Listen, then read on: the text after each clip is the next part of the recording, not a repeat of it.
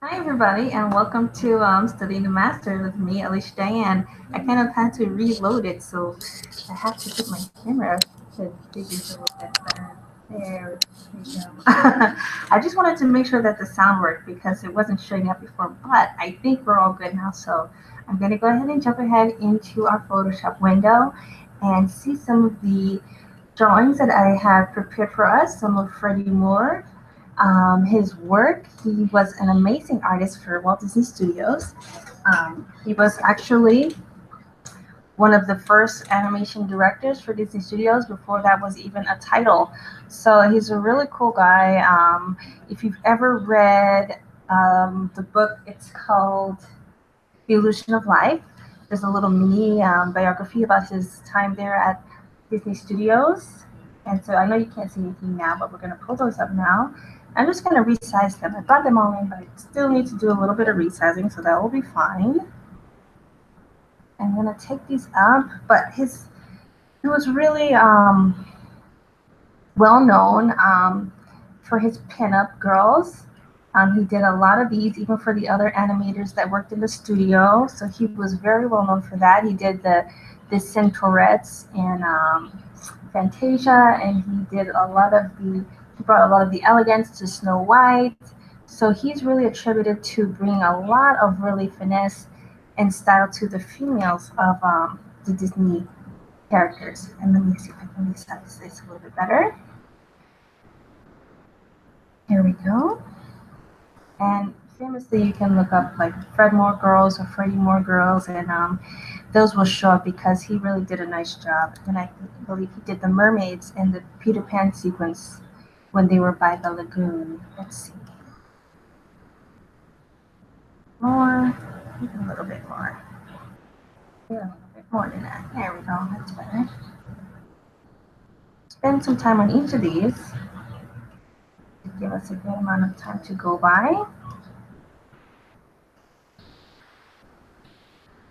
I'll change the size of that. And today's movie is Cinderella. Actually, I haven't watched it in a long time. I would have watched if I had more like prep time, I would have probably put in Peter Pan or something that he actually worked on, so that would be nice. But a little bit more about Fred Moore. He was a young artist. He said he accomplished all of his dreams by 24, and now he didn't know what he would do with the rest of his life. Um, he was he was very happy and situated in the studios at a very young age. He was only in his 20s when he did much of his work.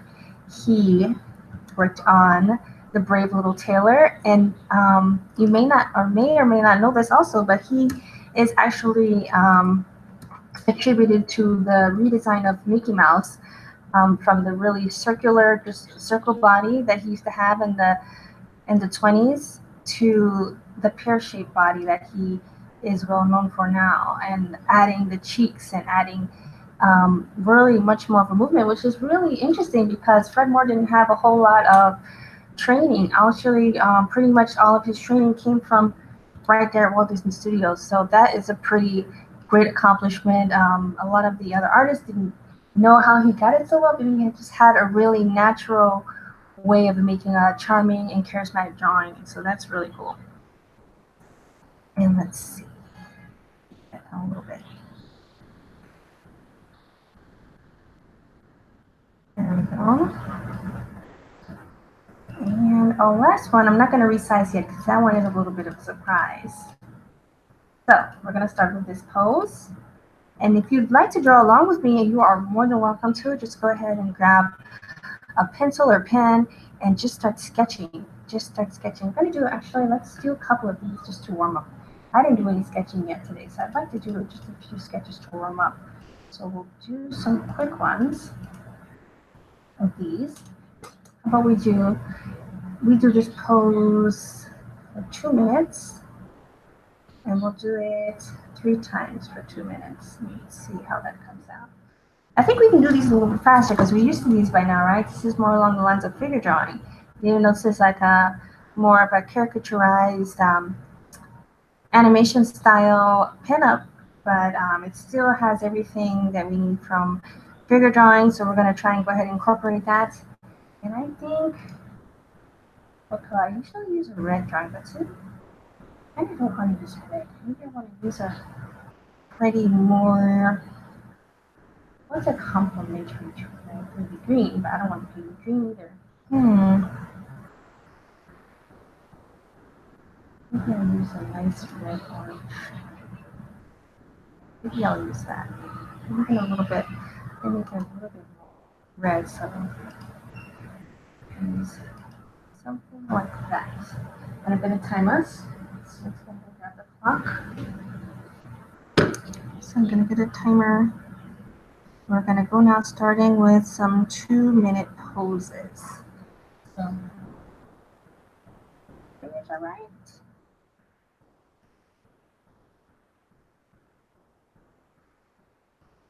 And we are good to go. So let's go ahead and start.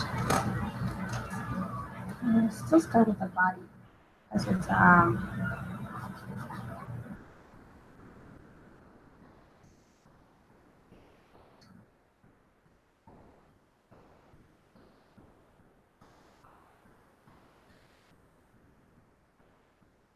and it's funny, one of the things about him drawing, he really had to be in the right mood to draw, which I think is good for everybody. But you know, you don't always get to choose what kind of mood you're going to be in when you start to draw. It's just, I mean, it's preferable, yeah, but sometimes you just have to work. But Fred Moore really liked to be in a good mood. He really liked to create a fun environment to work in. As like I said before, he was one of the first animation directors.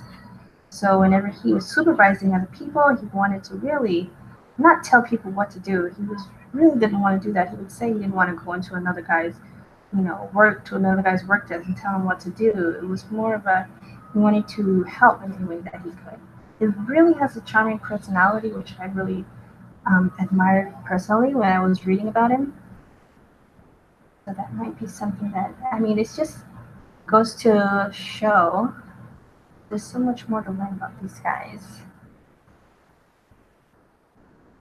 Even more than their artworks, there's a lot more.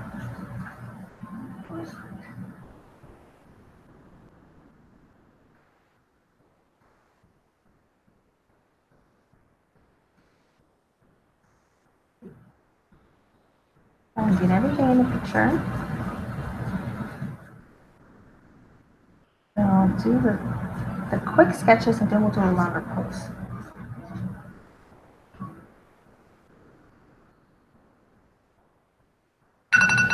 Okay. So that's our first one. Let's do another one. Do another 2-minute pose with this one.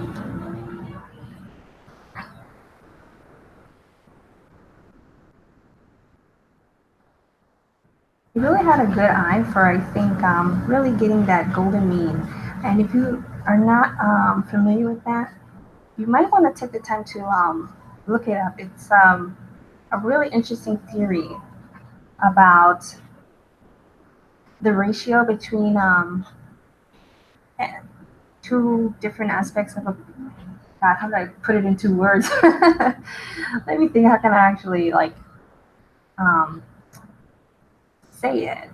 It's called the golden ratio or the golden mean. It's really a way of drawing. Well, really in nature, it shows up everywhere, and it's really like you look at a shape like this, and you have a space. So this part would be exactly like 2 parts of what this is, and it's really what makes things look pleasant to the eye or pleasing to the eye. It's sort of a long thing to describe. So I mean, I'm not an expert at it, so I wouldn't want to try and explain it here. But it's definitely worth looking into. It's something that I learned about a few times, and I definitely think it's worth learning about. But I really think that some people just have a natural eye for kind of spotting that and applying that to their artwork and to their drawings.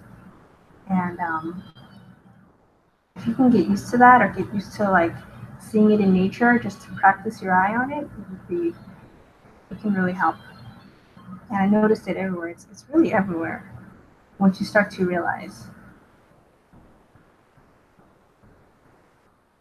And school is going to be starting out here. School in Santa Clarita. Excited about that. decided that you have to like find things for the kids to do all like I've been doing all summer. Oh yeah, this is going to be our last 2-minute pose. We're going to do this drawing one more time. Let's see. These are just some warm up drawings, and then we'll do some longer poses. Just to get us a little bit freshened up for the day.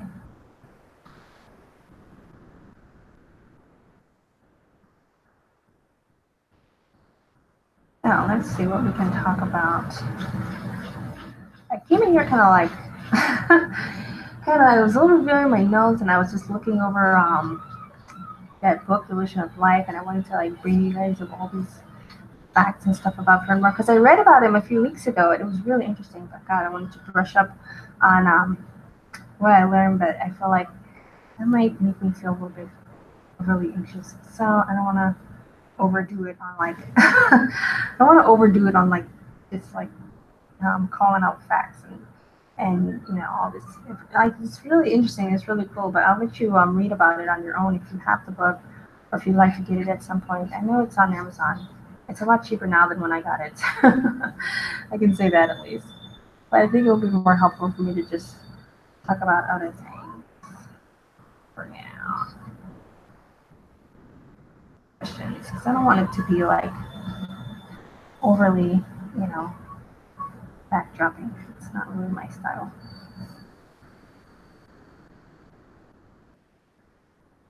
I want to just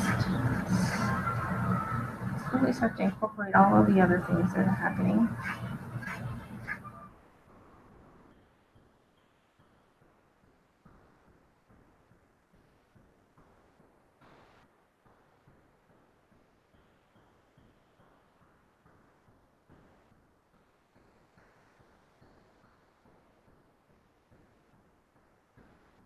I hope that you guys are. Is anyone here going back to school or going back to work or whatever it is that you do?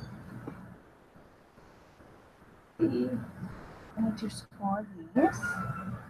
This is I'm gonna do a 10-minute pose for this one, so we'll have plenty of time to do this one. Just go ahead and start. I don't even need that much time, but because we're trying to do someone else's style, it's not just figure drawing in our own style, and give it a little bit more time. Because I know last week when I was doing the 5-minute poses, it just felt like way too quick, not enough time to really get the information that I wanted to get in.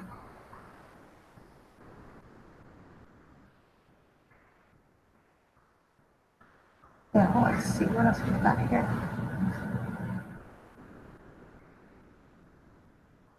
Let's see what I've got here.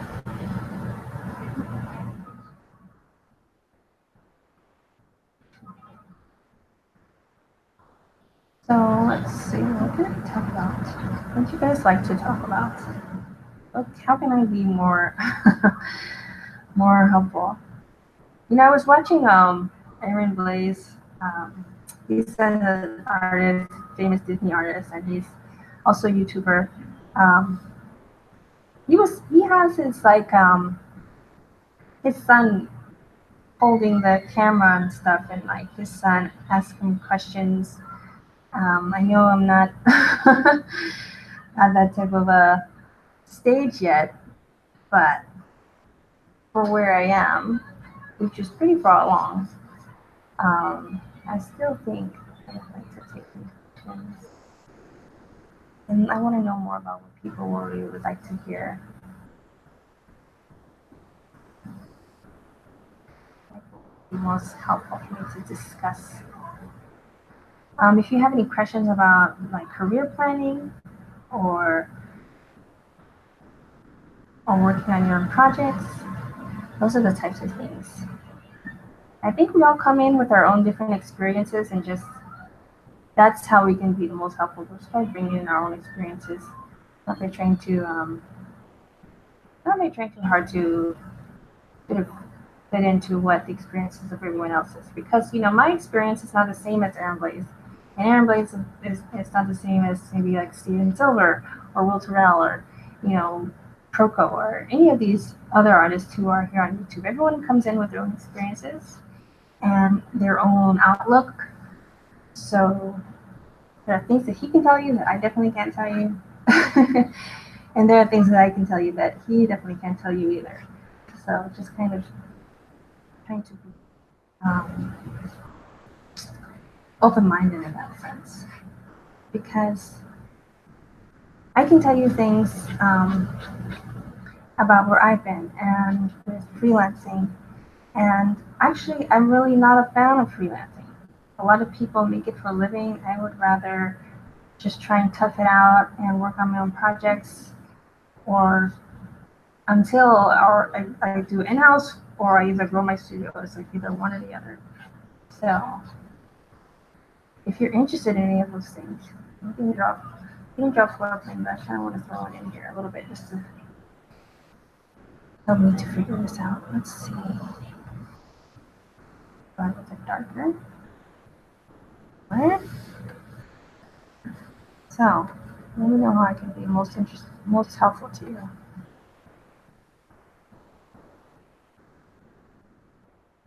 I don't even like the black. I'm gonna use a brown. One of the things that I found really helpful about watching some other artists is it's nice to see which artists have things in common with you, because for me, I'm also a wildlife artist. I do a lot of character design and very interested in animation. And even though I don't animate that much anymore, I still animate, but my focus is a little bit more on a project that I'm working on that's not animated yet.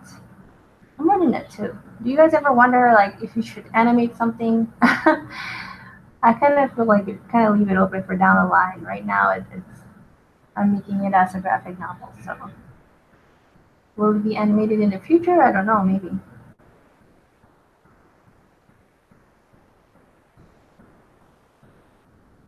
Okay, have it up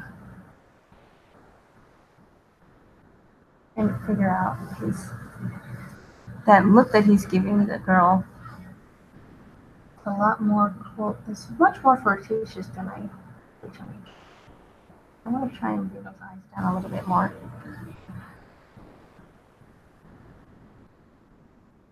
More flirty.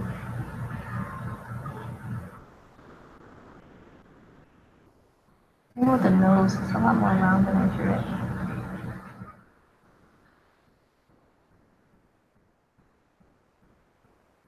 I was just doing it in my own style. It wouldn't need so much time, but doing it in someone else's style always takes longer. And one of the quotes that I really liked out of that book was once all of these animators, once they left, this earth, this planet, they took their style with them, and of course anybody can go and copy anybody else's style, which we're kind of doing that here, but hopefully you're not just copying, you're trying to get a piece of knowledge. That is really the essence of what I want to bring to you here, is to get a sense of what they're doing. So once they died, they took their style with them. They took that uniqueness that made it theirs. They took it with them. So the best thing that you can do now is take whatever you can bring to your drawings. Whatever that uniqueness is, it's going to be all of your life experiences, what side of the world you grew up on, all that stuff influences the way that you draw and adds that little piece of character to your drawings that no one else has, no one else can copy.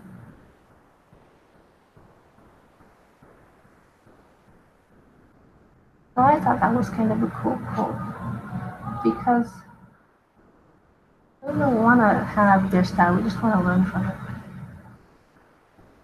So I hope that that's the sort of mentality that you're coming in here with. It's not to take their style, but to learn from it. Because I see a lot of artists online, and a lot of them that can draw really well and have a really nice sense of shape and everything. But sometimes I see, you know, the style is just style being really repeated.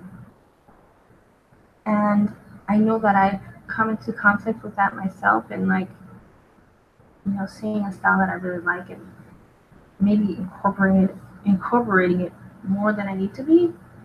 Particularly for me, it's Glenn Keane. I just love his style, and I always kind of tend to get into it when I'm doing my own original characters. So I have to try and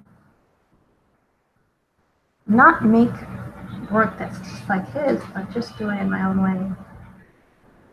But still getting better at it, because I don't want to stay, exactly in the same place. I want to be evolving. Hopefully that makes sense and it's not too not too talky.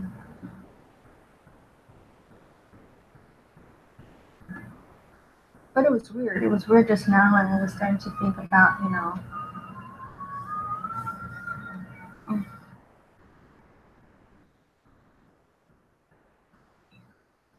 when I was just thinking just now about how I was just going a little bit too into it with the facts, and I felt like I feel anxious, and it reminded me a lot of when I tried to teach. And it's the thing, I do have a part of me that wants to teach, but also this part of me that's like really afraid of that, also afraid of like public speaking a little bit. But I think I kind of felt where it was coming from just now, because I think I was trying to just deliberate too much information without just kind of embracing the process. And I think there's nothing wrong if that's your style of teaching, is to just like spew out a bunch of facts, but I don't really think that that's the way that I want to do it. I think I would rather be more natural about it and just let whatever I've learned come out. I don't like to be too prepared. I don't like to be overly prepared. I just rather kind of let things flow. How much time do we have left? Is that the timer? Is that the timer? Oh, I think it just went off. Okay, so good. Perfect timing there. Now we've got this. Oh, not this one. This one. Okay, so we're going to do these for a couple of minutes. These are really cool. These are some faces that he did from the Centaurettes that I was talking about earlier from Fantasia. So awesome. And I'm going to set the timer for 10 minutes. I'll just see as many as I can. Actually, I don't want to do it like that. How about we just do like 5 minutes each, and we'll just do a couple of them. We won't do all of them. We'll just do like whichever ones feel more interesting. Definitely, I'm feeling this one here.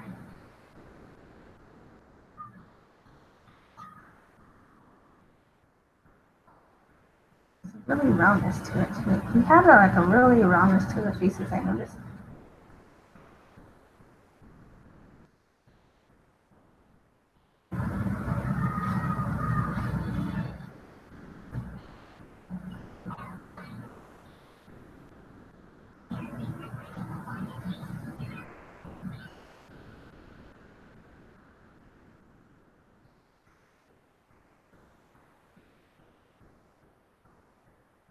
I'm trying to focus a little bit on the drawing and get it as good as I can.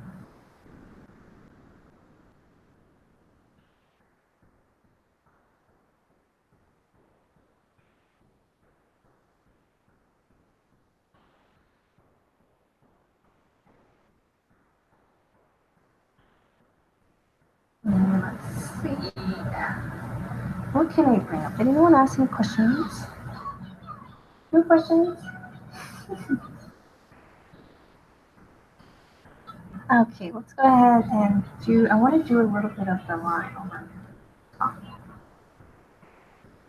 And if you guys are wondering, I picked this orange color because a lot of Fred Moore's original drawings have like this orange pencil line. So I guess I was trying to put a little bit of a tribute there.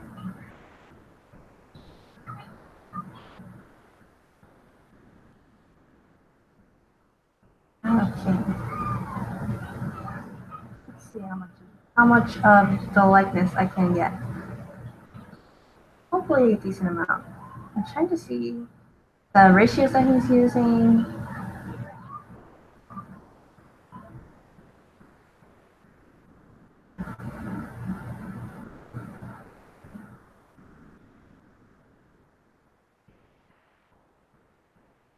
No, his eye is closer to the nose.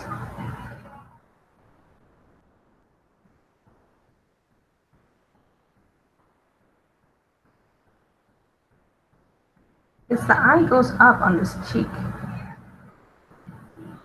He's very aware of things.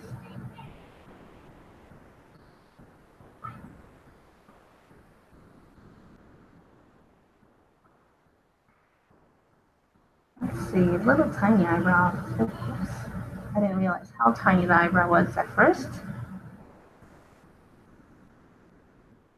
What else we can pick up?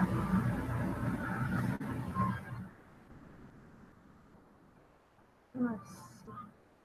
And that's like, not to like kind of come out of nowhere with that, but that's kind of what I talk about. What I was talking about earlier, just about having my own way of deliberating information without being too like facty or like I'm trying not to be too facty. Things can get jumbled up that way. Knowledgeable, yes, but overly facty, that's not where I'm trying to go. I have a lot better time when I'm just enjoying the drawing. That's kind of the point, is to just enjoy the drawing. That's why we draw. That's why I draw. It's just to enjoy it. I really like the way that he did like just the softness of angles.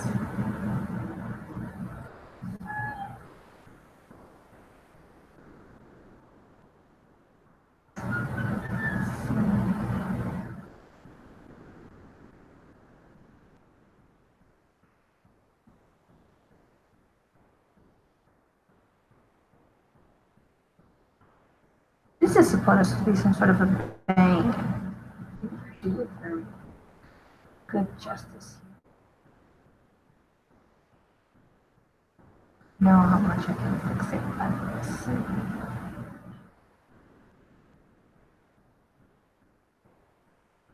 I always liked her hair the best. I remember watching Fantasia as a kid. This one and the two pigtails, that one. These two I really liked the best out of all of the Cinturettes, and I think it was really due to their hairstyle. Okay, so we're going to do our next Cinturette.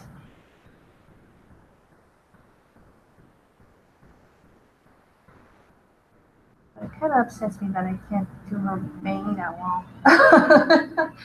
Trying, man, trying. So let's see. I'm going to move her over.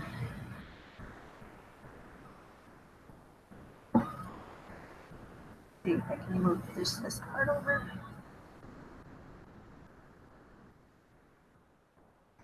Use the whole thing, doesn't it?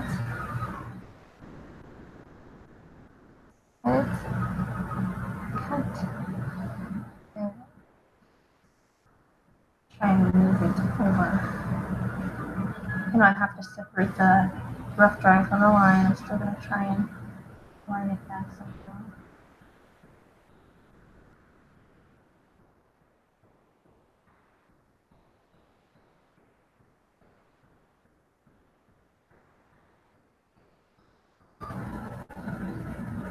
I'll have to figure it out. But I'll leave it there for now, and let's see. Let's go ahead and pick another Cinturette. I'll do the other one that I really liked. Actually, I'm gonna do that one in the middle. I like her style. I like her very aloof look on her face.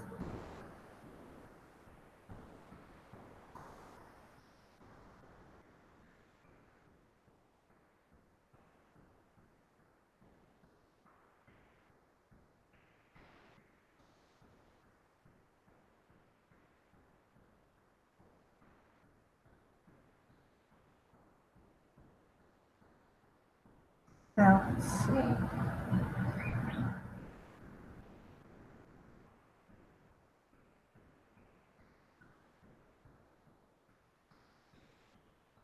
They had a very now that I'm looking at them, because in the book that I'm the book that I've been talking about forever, um, Ollie Johnston and who else wrote it? Frank Thomas, and they both wrote the book and Illusion of Life, and they were talking about the Fred Moore girls and just the way that he made them and how all the other animators wanted their own drawing done by Fred Moore, all the ones that were working with him. And the way he put it was, the author,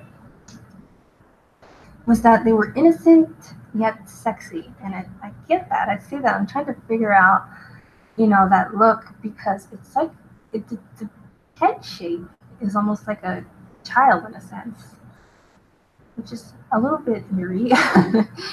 But it also is just, it gives it that really youthful look. Um, but also they have this makeup and this attitude and body essentially of an adult. So it's kind of interesting the way that it's done. It's really kind of it's almost like Barbie. Honestly, doesn't this one look like a lot like the 1950s Barbie? It does look a lot like Barbie actually. That's kind of interesting. It's innocent but mature. So look, like really like youthful baby face, but also that demeanor of a grown woman. Mm, I guess that's the thing to be.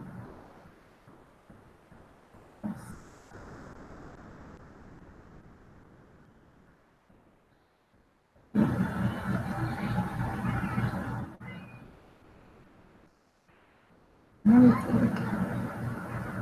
So I'm thinking out loud. I'm kind of thinking to myself, and I've been thinking a lot about like, you know, possibility of teaching in the future. Not to children. I've a little bit kind of crossed that out for my list because I don't know if that's really for me. Maybe teaching in general is not for me, but I still kind of have sort of somewhat of an urge to do it. At least in part time. Maybe like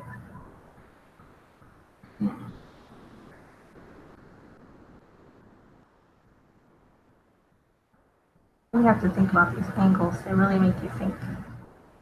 And they seem simple. They're really round shapes, but I have to think about them a little bit.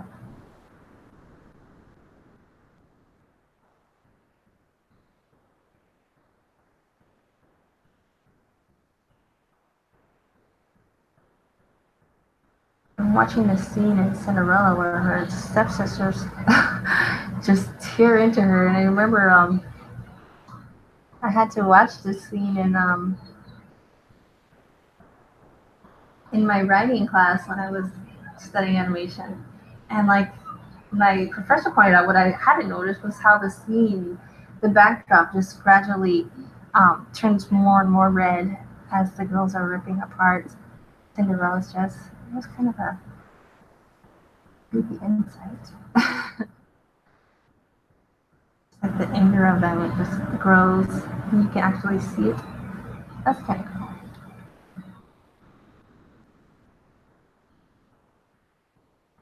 Let's see how much more we can do. What can I talk about?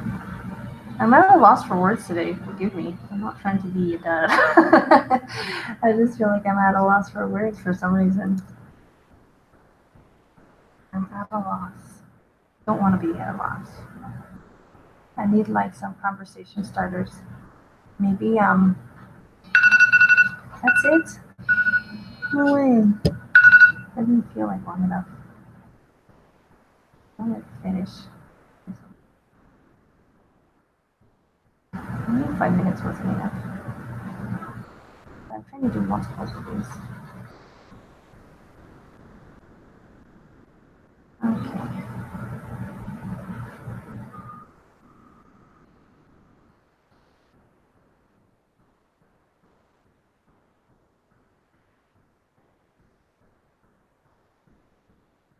Okay, so now that I have these two ladies,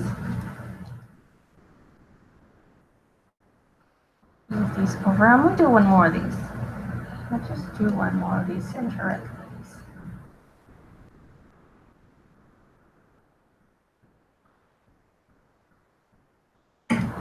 Move these two down just a little bit. We'll do one more. Let's see. I would like to have like I don't know. Let me see. Maybe I'll do this one. She looks really interesting. I know I tapped the screen. I know you can't see that, but I think you'll know which one I mean. So let's start.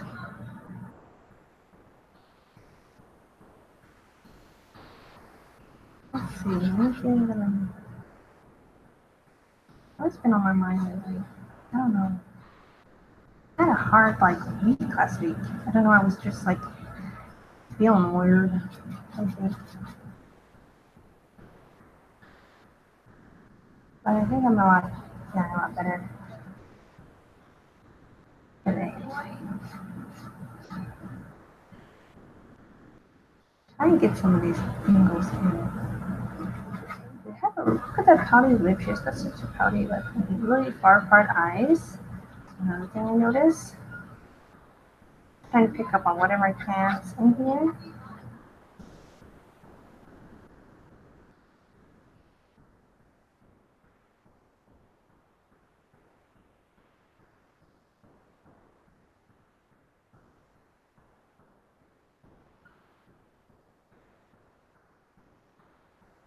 What else do we have?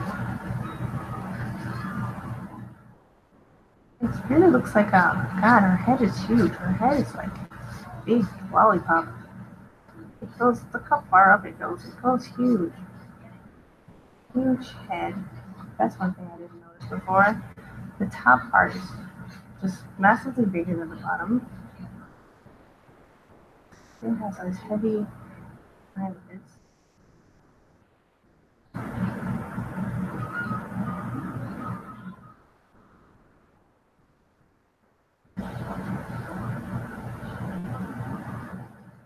And it's just like this funny little attitude. I see these paintings actually that look similar to this, with like these baby doll looking faces.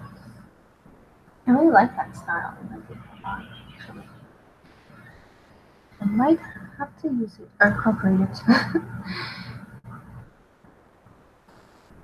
in some way in the future, because I really like this look that he did here. And I think this is really classic Freddie Moore type of style.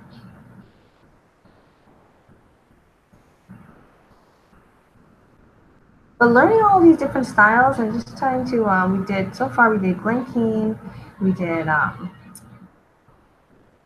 Don Blues, we did Milk Hall, and we did Chuck Jones. So like just incorporating, and now we're doing Fred Moore, of course. So we're just incorporating a little bit from everybody's style. Plus, having your own drawing is really your handwriting.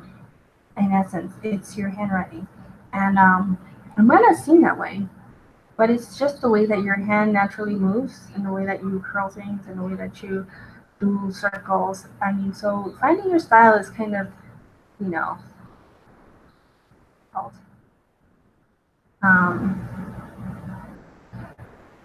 what's the word I'm looking for?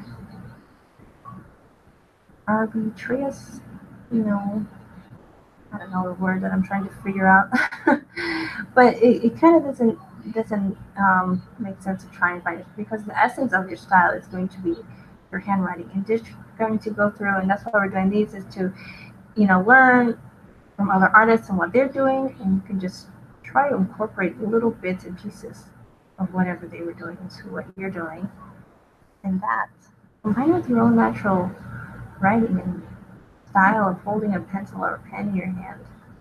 That's going to be it. And it's going to evolve. It's not going to stay the same. I think one thing that some artists, new artists especially, don't really realize right away is that your style is not going to stay necessarily the same forever. Well, not if you don't want it to. I mean, you can draw the same way for your whole life and never have it change. But if you want to evolve and you are studying other artists, then you will change and evolve. Let's see.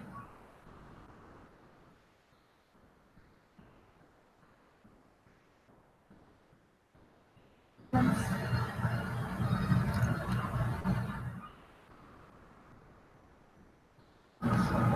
bring this in. Start to over her face here.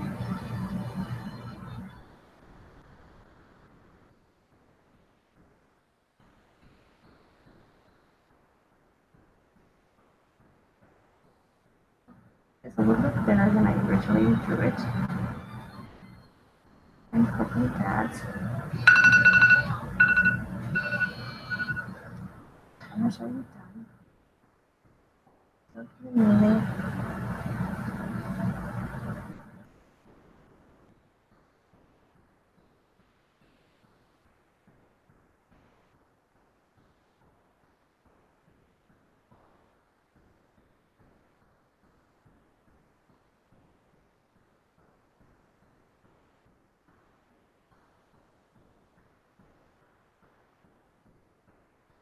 You can have sort of like a baby hairstyle almost.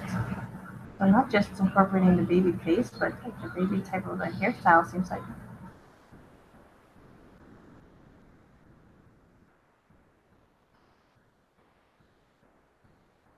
That's interesting. And this little um,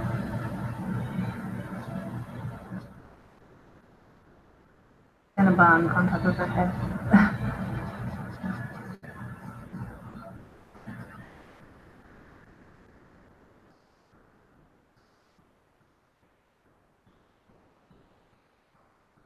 I really don't encourage. You gotta be careful here with doing hair and shading because you don't want to just do it like in one direction. You gotta kind of, I mean, you're not a pop band here. You wanna try and bring it around so it doesn't look like it's just a flat object because it's not.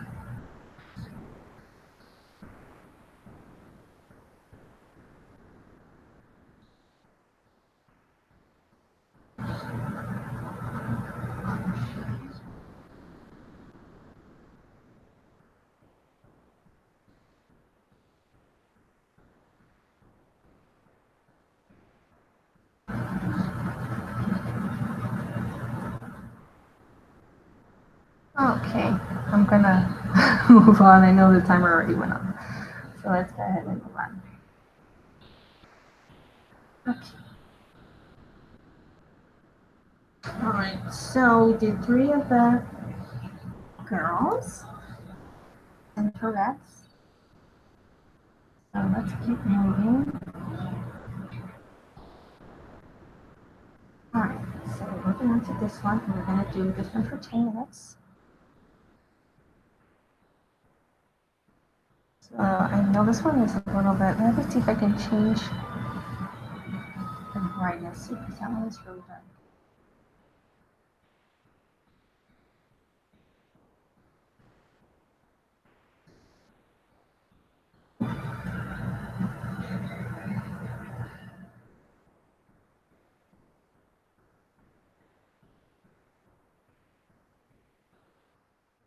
Okay, it's still a little bit not the clearest picture, but let's see what we can do with it. So let's go ahead and start.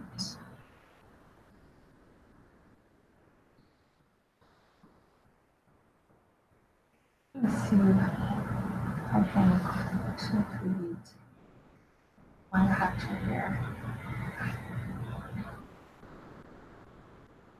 Let's see what I can do.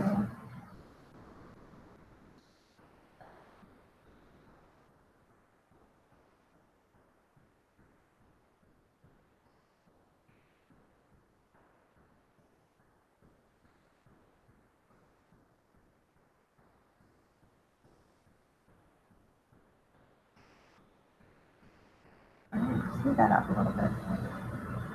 All right, let's see.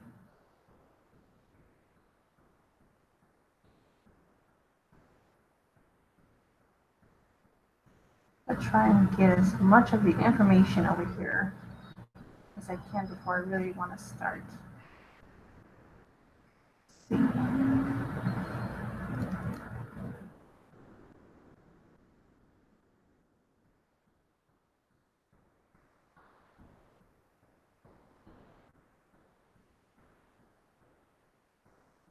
I brought a model in for the horse.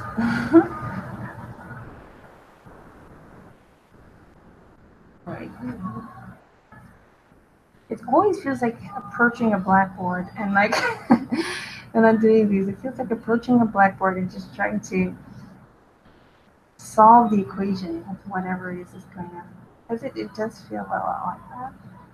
Not in a bad sense, but in a good way of like, hey, I'm just gonna try to figure this out.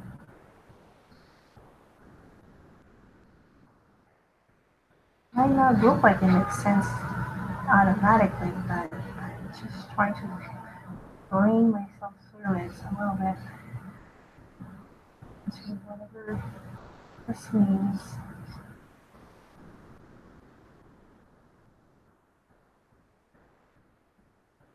Doing all of the natural changes.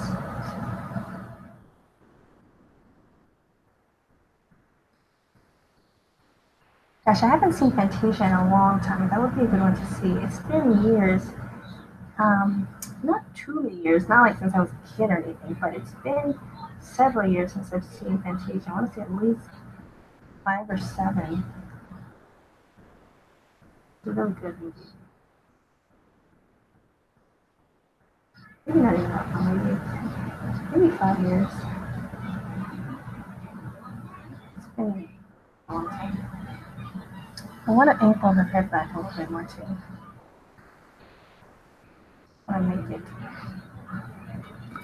a little bit more pushed toward that thing that she's so attracted to.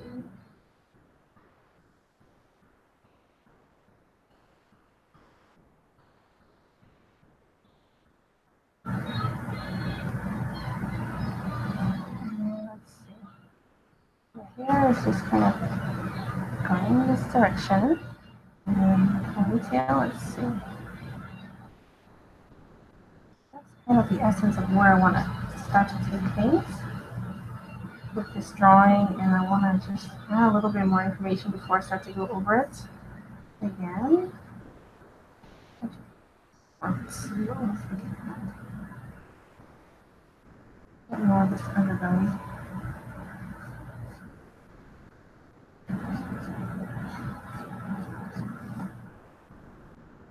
A little bit more information about the tail. I didn't even put the tail in at all yet, so let me put that in.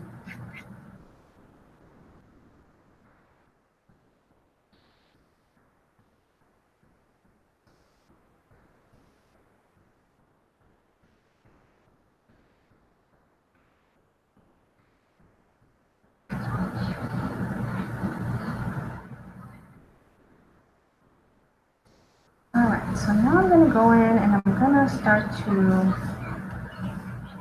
clean up as much as possible. Did I get it on 5 minutes? Oh, I only put it on 5 minutes. So I wanted to put on 10. No wonder the last one I did so quickly, huh? It's supposed to be 10 minutes. What did I do with the last one? Oh, that one's supposed to be 5. This one's supposed to be 5. Alright, so we got 5 more minutes to go on this one. So let's start again. I'm gonna make this down a little bit.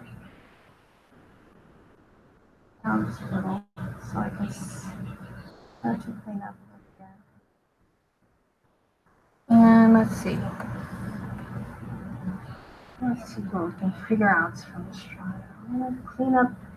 I don't know what face is the last thing I do when I'm doing the rough. It's like the first thing I go for when I'm doing the cleanup.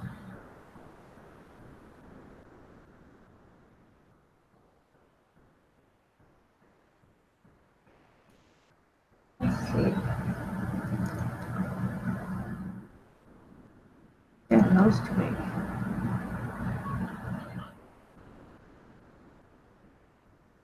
Really, with a lot of these classic style animation, even a lot of the other every kind of animation almost. Um, Women's nose, especially, is supposed to be like an attractive woman. It's always a barely there type of nose. You can always almost never see it. And you'll see if you do on your own, if you make your nose a little bit bigger, you'll definitely notice the difference.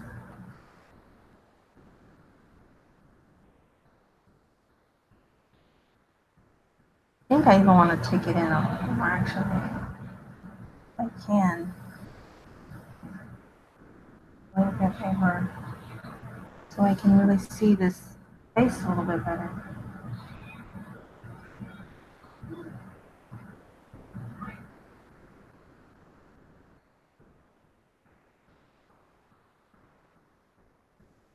And I think I did too. This is way too big. My brush was way too big also. So that's something to pay in mind, especially if you're trying to do small details. Don't want to make your brush too big.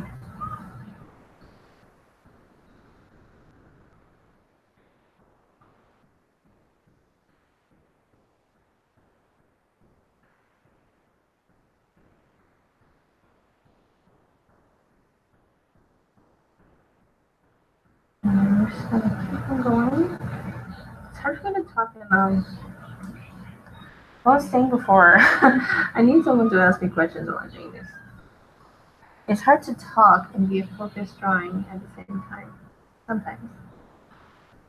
For me. I find it a little bit challenging. I can answer, I can respond, but to bring up subject matter when I'm really focused can be a little bit challenging sometimes. But we'll make it work. See what we can do.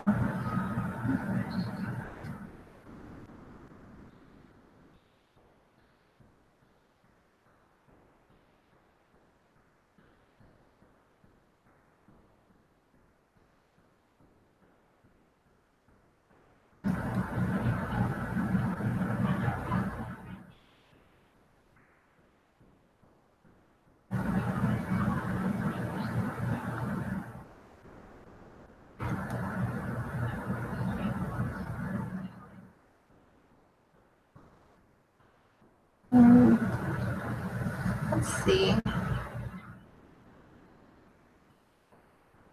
Moving. I'm putting a lot of attention on this face. Probably I don't need to put that much attention, but I feel like I really would like to get as much as possible. More of an accurate face than not.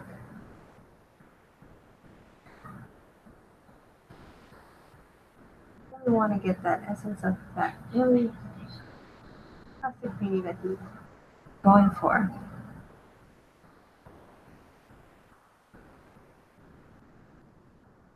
So let's see. Bring my pen up. Let's do a little bit more now. I'm bringing up to a 9 from 7. And I'm going to zoom out just a little bit.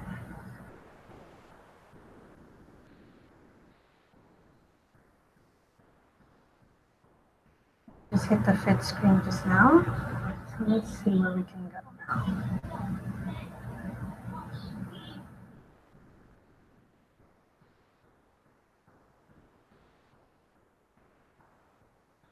Okay. Let's see. Some of it is still a little bit hard to see, but I'll try and make the most of it.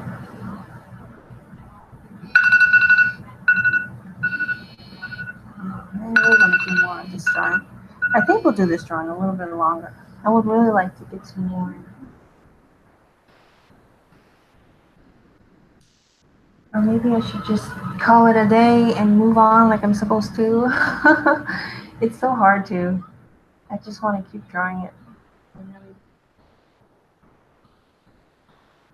I get millions of dollars in a drawing. I just want to keep going. That's the hard part. But at the same time, we have other drawings to do. What do I choose? What do I do? I don't know. How about I just do the arms one? I would love to do the whole body, but we don't have that much time.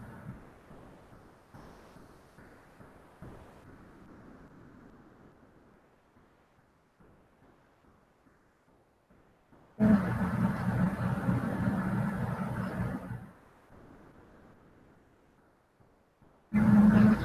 a little bit of that, just enough of the fingers to go and add just a little bulbs of where the things are coming out. Make it look a little bit more realistic there.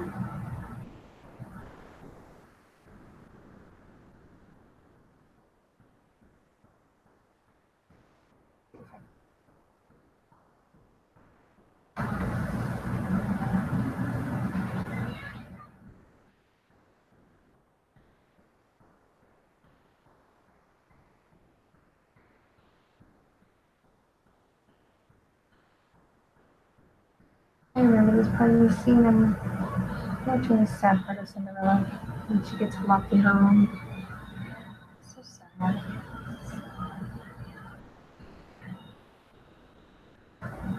It's very much like Rapunzel. It's kind of like reminiscent of that scene. Sort of a lazy mother in Rapunzel. And I said I'd stop, so let me do that. So we can move on. We'll do more of this one when I can. Okay, move on. I know I wanted to do the other one too, but we only have so much time here, guys. We only have so much time, so let's go ahead and start. Here is our friend Mickey. Good thing we moved on because we wouldn't have had to do Mickey. We wouldn't have had the chance to do Mickey. And he is so cute in this movie. I love this movie. It's like a short flick, one of the silly symphonies. It's really nice. Let's go ahead and grab this. Okay, and let's start. I'll do as much as I can. I don't know how much we'll get done, but we'll see. I'm gonna do this big, grand, happy gesture.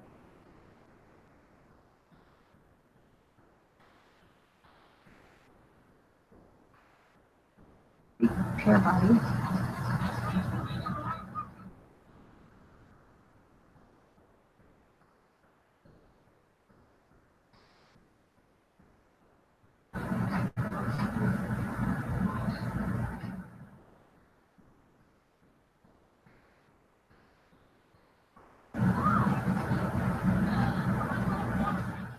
Let me see. I'm gonna take this arm out. Yeah, let's wanna give enough space for this schnoz here. And yes, we can kind of does have a schnoz. Yeah, let's see what else.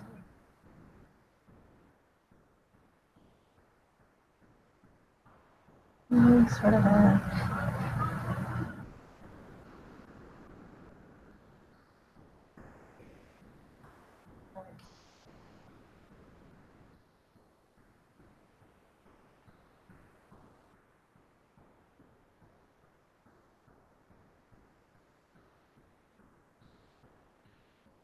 let's see.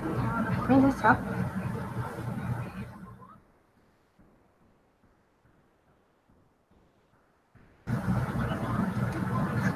It's really got a really open posture.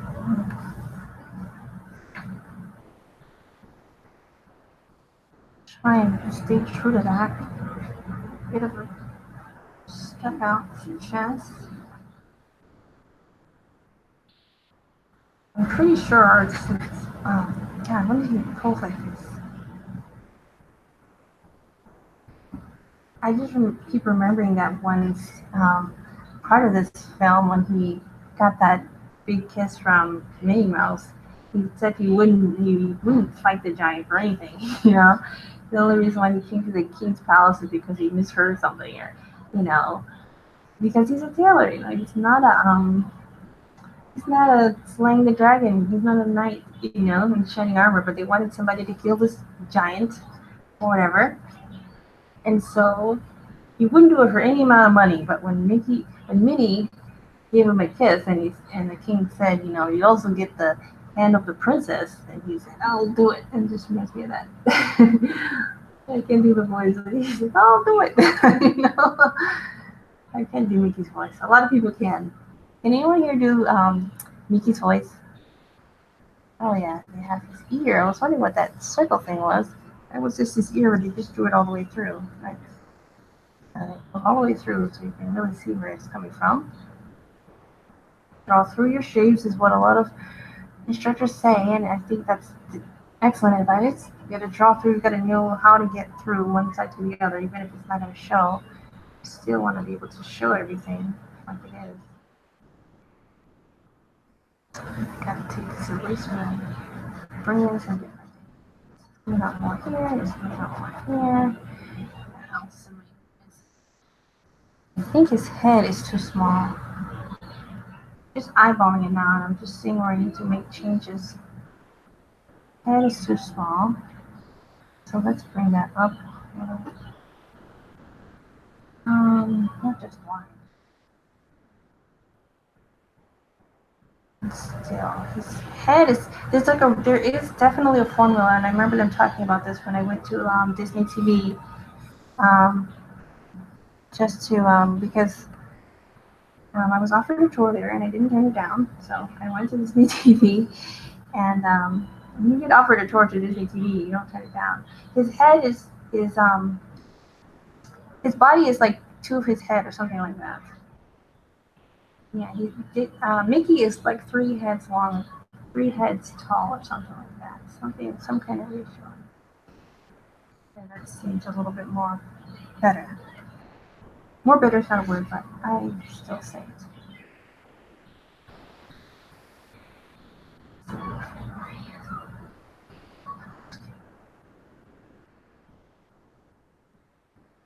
Okay, let's keep moving.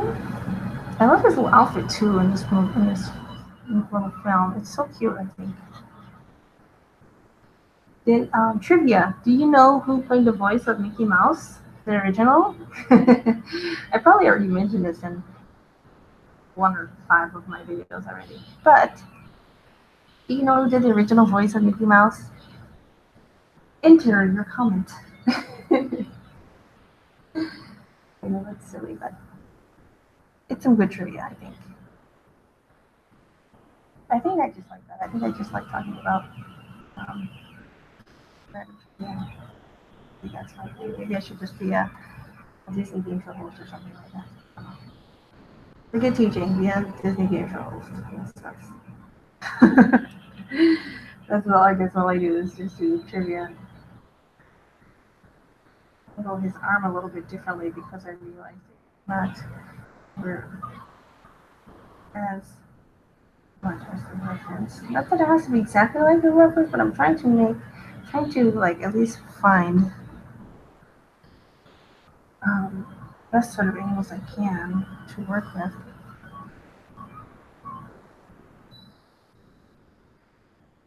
Let me go in and this. Alright, I think that's good for the rough. Let's go ahead to the cleanup. Alright, let's see what we can do. I'm going to zoom in a little bit more. And I can't even see.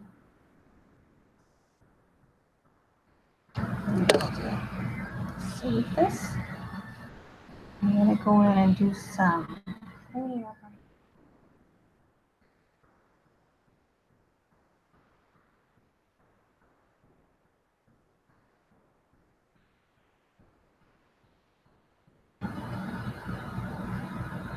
Try and do that in one swipe.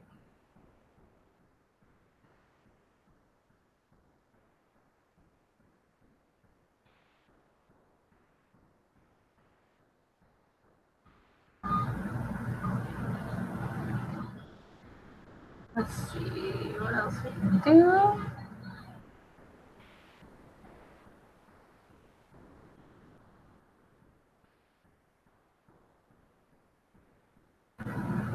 One of my favorite lines in Cinderella. I'm always doing my trivia. One of my favorite lines is when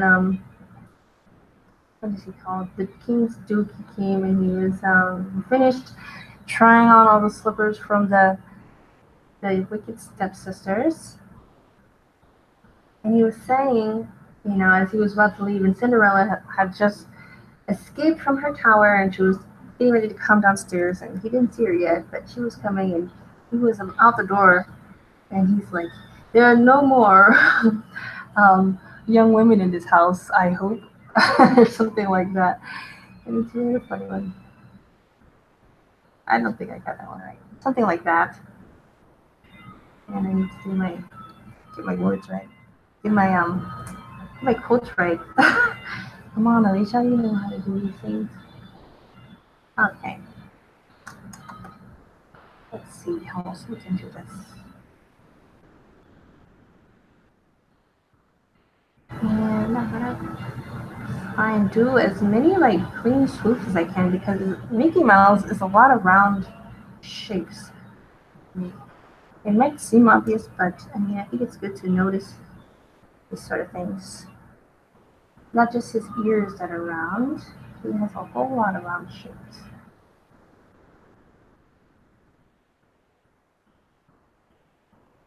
And so whenever you see round, skinny bean, hair-shaped body, Mickey Mouse, remember Fred Moore. That's a pretty big contribution, I'd say. Oh my goodness, let me tell you the story. So when Fred Moore first, this is one part that I do want to share, one like informative little story that I do want to share. I should be like a historian of cartoons or something. That would be interesting. But anyway, it was so cool the way that the story about how Fred Moore, you know, first, you know, introduced his this new style of Mickey to Walt, because in those days, and I'm going to keep going, stop, just for a little bit. I'm going to keep going while telling the story until I drawing Mickey until I finish telling the story, and then we'll move on to the last story. So the story is, as legend has it,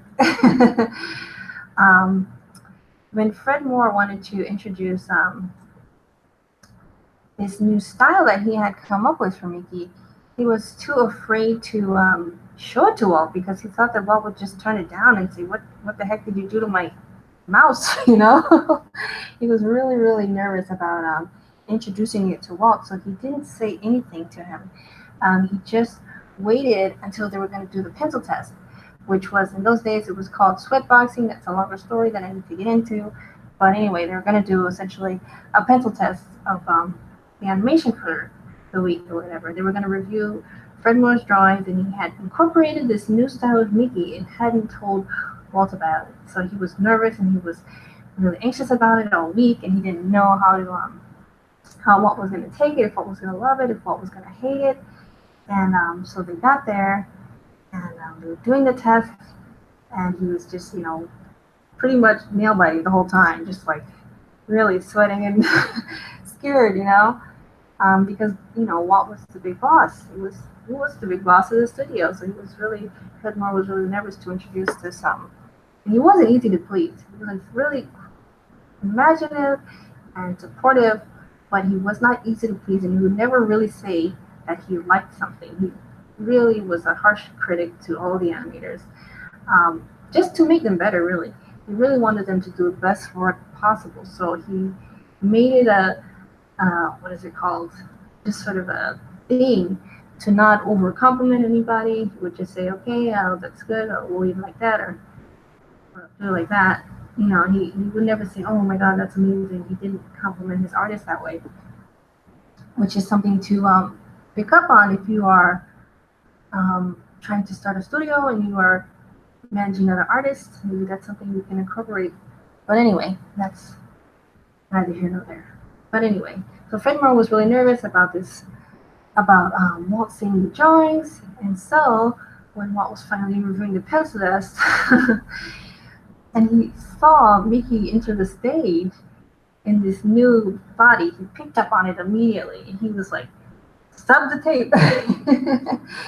He's like, "Stop the tape!" And Fred Moore sitting there, nervous as whatever, and like, oh God, what's Walt gonna say? And he said, "Run that back again." And so, and he ran it back again.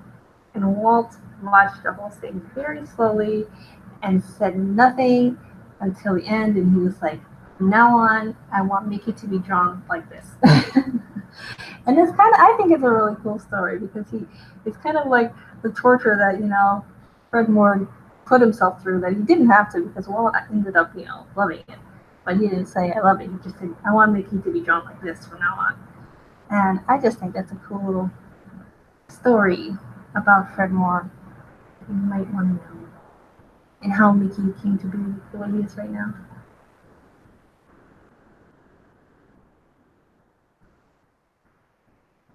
Okay, so we're coming on to the end of Mickey, and since we're so far almost done with him, we might as well just finish up. I added a little bit more wrinkles to his clothes, just personal choice. You can do things like that yourself as well. I'm not going to go overboard with it, but I would like to just fill it out a little bit. Before we go into our last drawing of the day, which is our secret drawing that I didn't show you yet.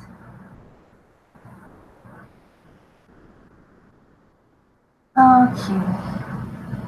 Not bad, I'd say not bad. I can do the eyes a little bit higher up and a little bit thinner too.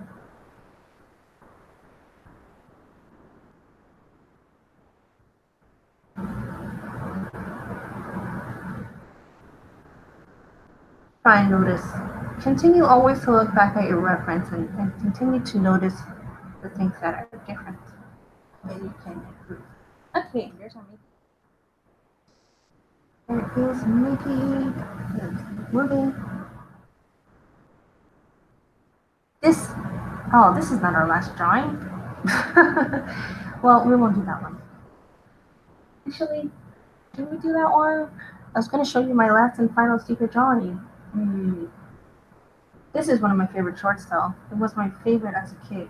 So, you know what? We'll give this one 5 minutes, see what we can do. Do a rough drawing. 5 minutes. Why not? It was one of my favorite shorts.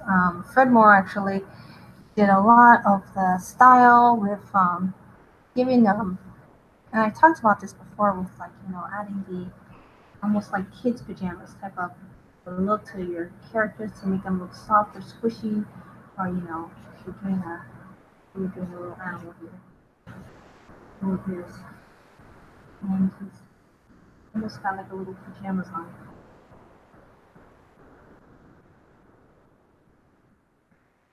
That's a lot what Fred Moore did. He did a squirrel, another squirrel. He was, leaping up and doing that sort of a squishy type of a body with the skin that could have dragged.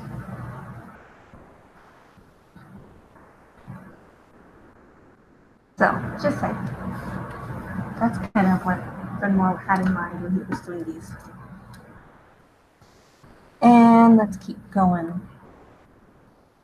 We're going to do a 5-minute pose, so let's start.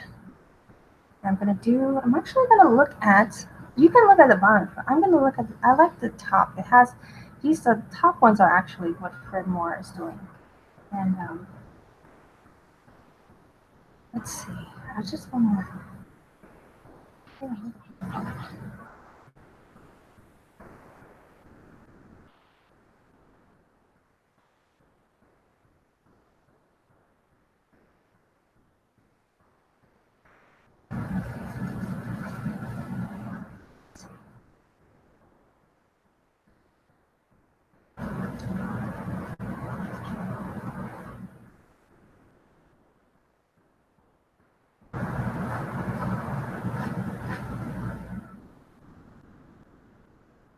I'm not gonna clean these up, so I should make my pencil maybe a little bit smaller.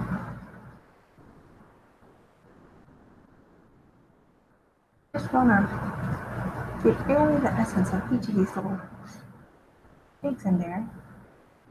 And you can see like the Seven Dwarfs style in this pig right here. You can see where the Seven Dwarfs style is incorporated in here. He's kind of like Sneezy actually.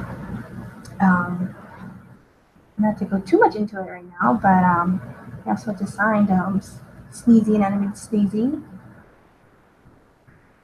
I did a lot of work there on the Seven Dwarfs.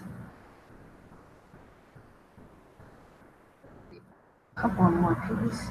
Remember, I love their little toes, even though it's not in it. I love their little toes.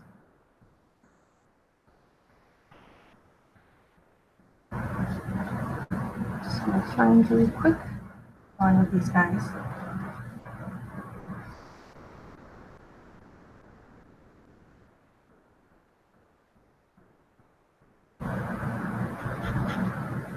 You know what I think it comes from? I think it comes from being able to speak naturally and like still give information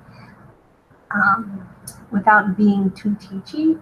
And I know I'm speaking a lot about teaching this session, just because it's been something on my mind, something that I'm trying to figure out if it's a thing that I want to do at some point.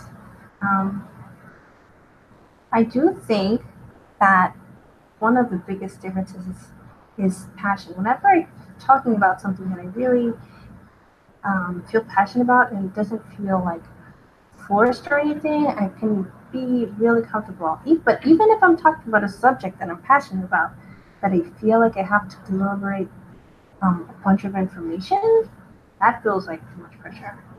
So I don't know how to find it. Maybe I'll have to like figure out what it is. Because if I'm just talking about like a thing that I feel really enjoy talking about, and I actually am knowledgeable in that area, it feels fine. But when it feels forced, then it doesn't feel fine. So, is that like a tongue twister? I think it's kind of a little bit of a tongue twister. And I only have a couple minutes to do all three, so I'm trying to see how much of a signature again. Let's see.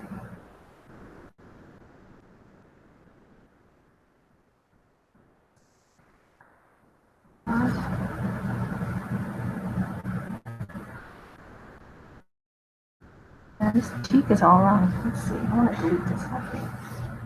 Delete.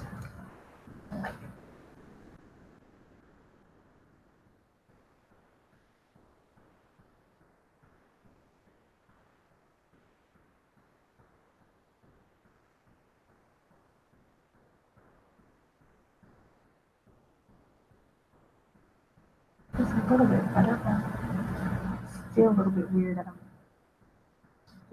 I probably spent too much time trying to do the face before I get all the body in.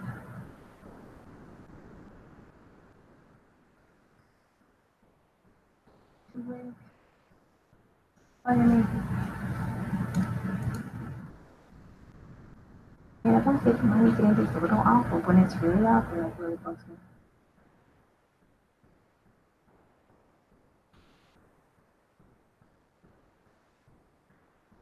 Even the bottom with the third pig looks like one of those pigs on like those generic.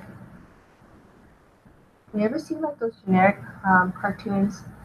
Like we have an ice cream truck that passes by every day, and it has like this.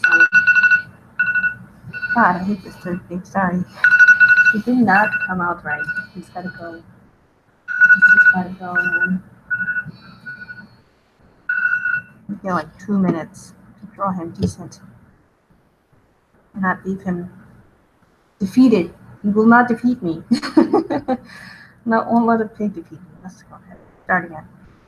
Let me fix this pig. Where did I go wrong? Never leave a drawing feeling. I don't like that feeling. I don't like that feeling. Don't let the drawing own you. Don't get owned by your drawings. Always own your drawings. Never let them own you. Yeah. That's what I say. I don't like to leave a drawing feeling confused. Feeling like I don't know what I'm doing. And if I'm doing something quick and like relatively simple, I just want to at least understand what it is that I'm trying to do.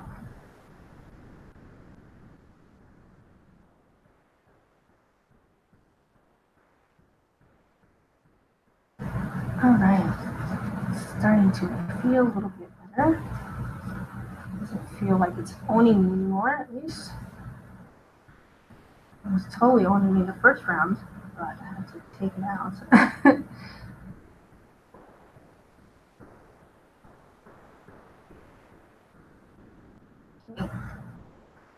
Even you, Fred Moore, will not defeat me.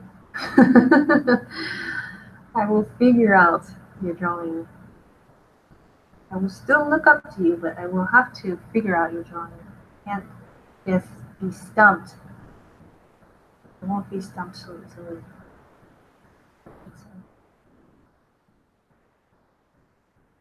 Learn what it is this drawing brought me to learn.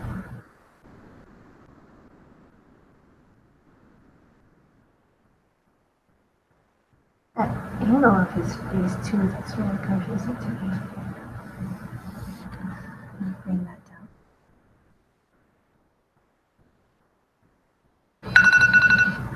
Okay, 2 minutes are over. I've got 10 seconds to figure this out.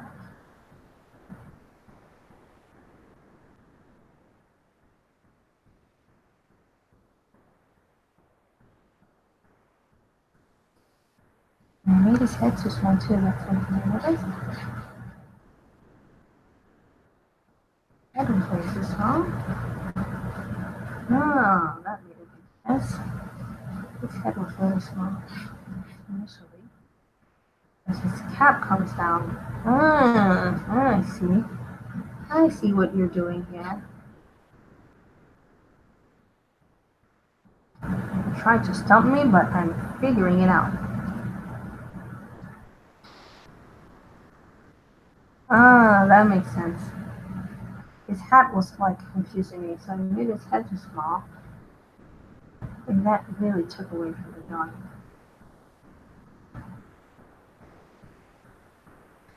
That makes a lot more sense.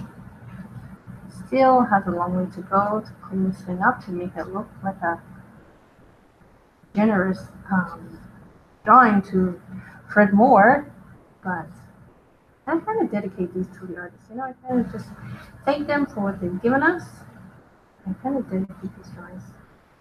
That might sound too sappy or sentimental, but that's kind of how I see it. It's just learning from them. Like even after all these years, you still can learn from all these guys and the artists that lived before them. Don't be afraid to study classic art. Don't be afraid to study Renaissance painting, medieval painting and drawing, classic drawing and painting, neoclassical. Don't be afraid to study the classic art.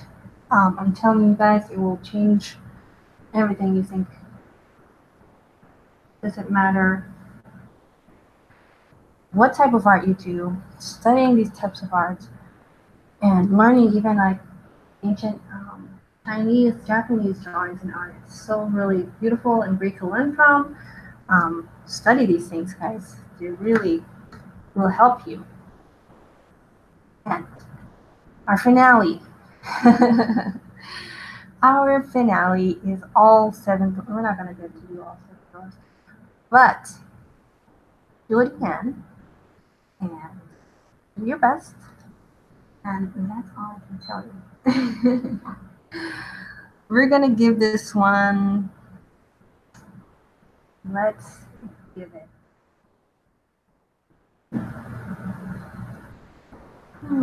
Let's see. How long can we give this one? Let's see where we are in 10 minutes. I'm going to see if I can map out all. Fred Moore did every single last one of the characters you see here. This was my last and my secret drawing that I wanted to show you. This was a promotional sketch that he did. He was able to draw all 7 dwarves and Snow White on model, obviously, and he animated a lot of them and supervised a lot of them. But this drawing was done solely by Fred Moore, and it was a promotional drawing, like I said, and it's really amazing. If you get to look at it up close, all of these drawings, how come it's not showing? All these drawings are from, oh, why wasn't my thing on showing? Oh. All these drawings are from Pinterest. You can go ahead on Pinterest and search them up. This particular drawing is also in The Illusion of Life, which is a reference book, a great reading book. It's really a reading book. It's not even a reference book. It's a good read. It's a history book, actually. If you're interested in American history, definitely check it out. And we're going to do this. This is going to be our final one. So let us go ahead and begin. See where we get in 2 minutes. Let's go. I'm not scared, are you? Just a little bit. I was a little bit scared. I want to see if I can actually. Oh, I count he has. I think that might help me a lot. Okay. Alright. And this is helpful a lot when you have a lot of characters. And, singular space. Let's see here.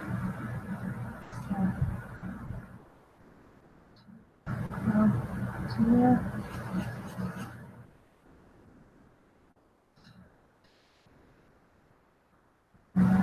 Get these guys going. 1 dwarf, 2 dwarf with dwarf, full dwarf. No. Count all of the dwarfs that I have out of 7. Make this do head a little bit higher. And let's see where we get. I'm going to try and draw all of them, but obviously it's not going to be a finished drawing for the time period that I have. These are time crunch. See where we can. And map these out.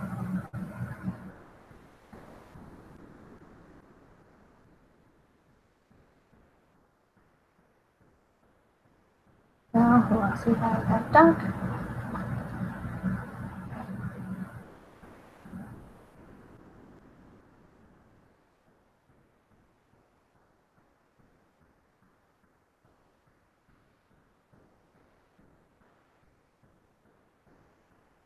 Happy.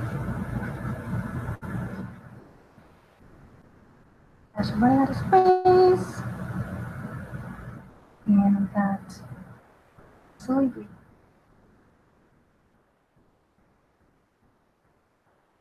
Should not be that long. Let's see.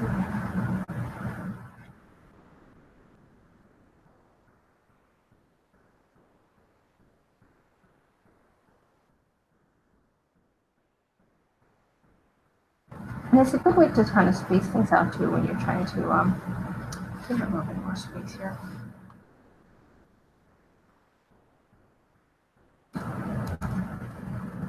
You want things to all fit on a plane. Oops. What am I using? What did I use? I used some kind of brush. That was weird. I don't even know what kind of brush that was. It looks kind of nice though. I like that. What is it called? I used the spot healing brush. I don't even know what that is. I've been using Photoshop for a lot of years, and I only use so many tools. As most people do in Photoshop, you just come and you do what you do in Photoshop, and then you move on. But nobody can really, I don't think, learn everything in Photoshop. Perhaps you can if you work for Adobe, but it's a lot to learn. Just learn what you need. Would be my suggestion if you're trying to learn Photoshop. Learn what you need to know, because it's made not just for illustrating or animating. It's made for people in photography fields and illustration fields and all sorts of fields. So don't stress yourself out trying to learn all of Photoshop. Would be my best suggestion. And I wonder how long it took him to do all of these characters. Unless it took a while. That would take a minute.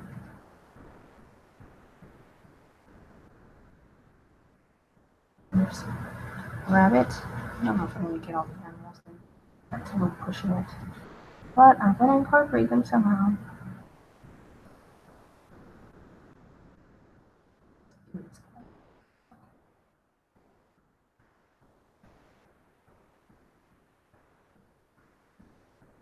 Even if the deer's not nearly so tall. Why am I making the deer so tall?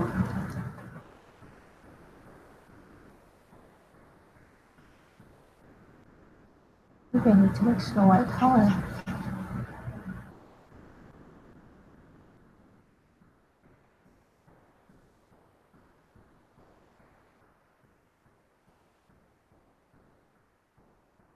See what we can make of this. Even if it ends up making no sense at all. I'm just gonna go for it. I'm gonna try and go for it.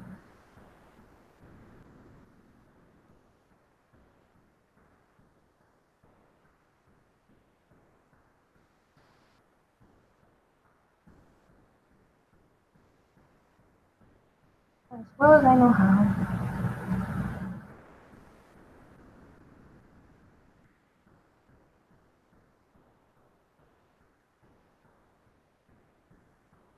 This will take at least a couple hours to really even make a decent chunk out of it. It's a lot going on here. But I want to try and get as much as possible. I would like to.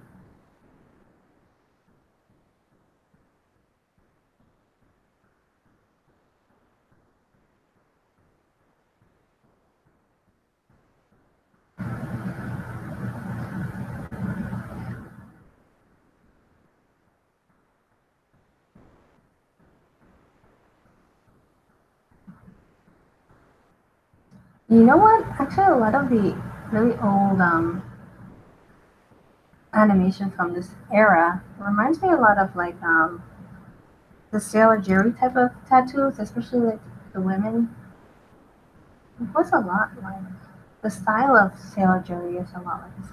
I had a Sailor Jerry. I think I still do. Unless Sailor Jerry's book with a bunch of his illustrations that he did. Obviously, his work was for tattoo design, but still interesting to look at. Really neat. Depending on what type of art. I like tattoo art to an extent. Don't go crazy. And like new research art or anything, but I do have rather some appreciation for some of the really talented artists that I've seen. Really nice stuff. So you gotta find what type of art that you like. And just the more you can learn about different types of art and art styles, I think overall helps you and develops you more as an artist. As much as possible. See different countries, folk art, classic art, all of it. All of it is great.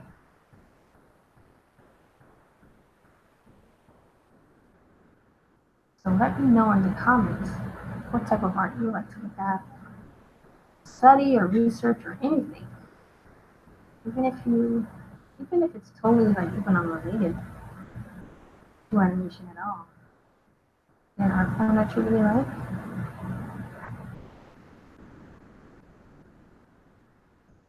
It doesn't have to be related to animation.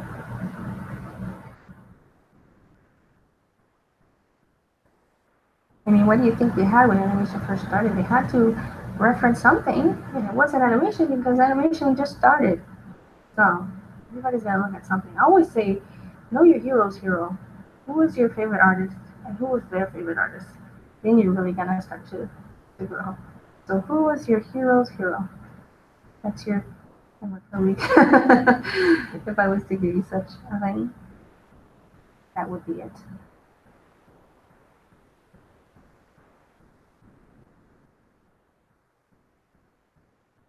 Mine would be, gosh, I have them named down. Um, but all my Lemkins is like my go-to hero, and I had Augustus John. That's it.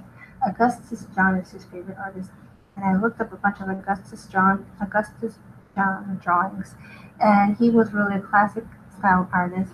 And Glen Keane was really inspired by him, also by the artists that he worked with at the studios. But for artistic, what is it? For artistic, I guess, goals, Augustus John was really his go-to. That was his favorite artist, or is his favorite artist as far as I know from what I've heard him say. So I don't know if it's still the case, but when I heard him speak, he mentioned Augustus John as being incredibly influential to him. So maybe if you really like Glen Keane, you want to look up Augustus John and see some of his drawings and paintings. Really nice. Wow, that's what we did in 10 minutes. Not bad.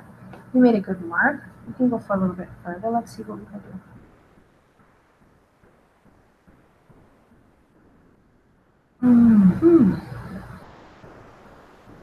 I'm going to keep the timer for 5 more minutes, and that will be our goal for today. So let's keep going. Let's start.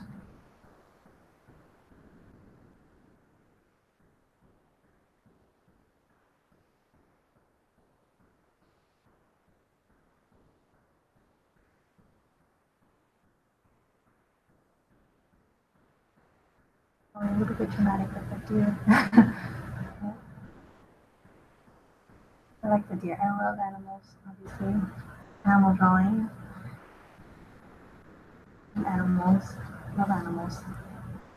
They can drive me nuts sometimes, like my cat does, but I love animals.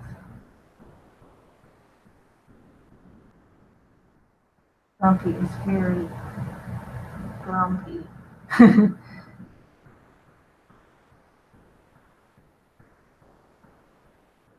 He reminds me of like kind of like the Japanese mask, like the angry face that you see with the kites, the painted kites that they have in Japanese art. I would see those whenever I would go to the Folk Art Museum out in Santa Fe, New Mexico, and they would have some. It really reminds me of that actually. Looking at it, I wonder if that was an inspiration. I believe his name was something Ham. We call him Ham. An artist at Disney who animated Grumpy. I think that's who did it. And not Google, I don't know all the things. I try to know all the things. I want to, but I don't. I don't know, man. Grumpy's Grumpy. Yet, let's see. I really want to give him more of a bend in his arms, even though it doesn't really look like it. I just want to give him more of a bend and make it good. Aww. And this is all for more right here. Look at that shy guy over there. Really charismatic dopey. Why does dopey have to be dopey? Why does that? He's so friendly. They should have just named him Friendly, not Dopey.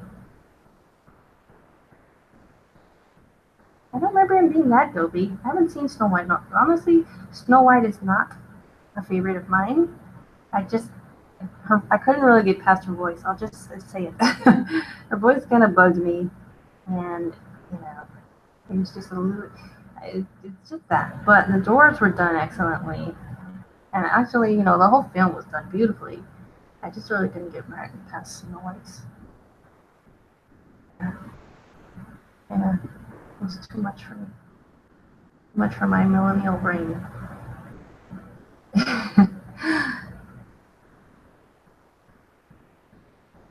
And I am one of the I don't know if you guys watch stand-up comedy at all. I love stand-up comedy. Not much of a comedian myself, but I love to watch comedy.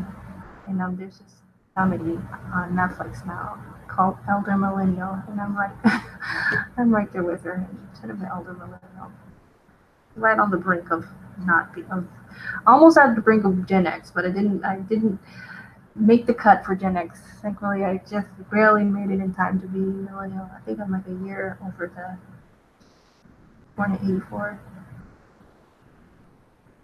So that makes me 34. Don't do the math. I'm 34.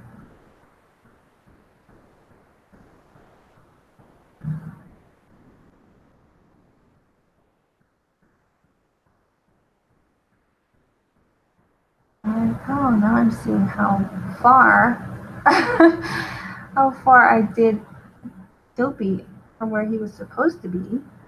Now that I'm doing it in line with Snow White, that's okay. I mean, I'm just kind of roughing over these. But now that I'm doing his hat, I can see where that's off.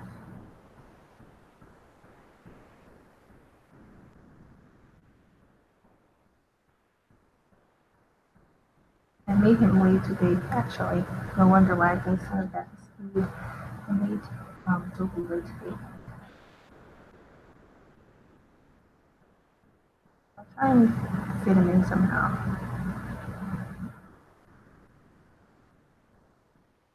Let's see if I have time to do Doc. We'll see. If time cuts us off, it probably will any second now. It is. Oh man, that's it, guys. This was fun. I really liked doing Freddie Moore. Freddie Moore was truly an inspiration to lots and lots of artists out there, including me and probably you. So I hope that you guys enjoyed this time doing Freddie Moore, and it was great to have you. And have a great week. I will see you this Friday for Figure Friday. And until then, let me flip my camera if I can back to my regular screen. Until then,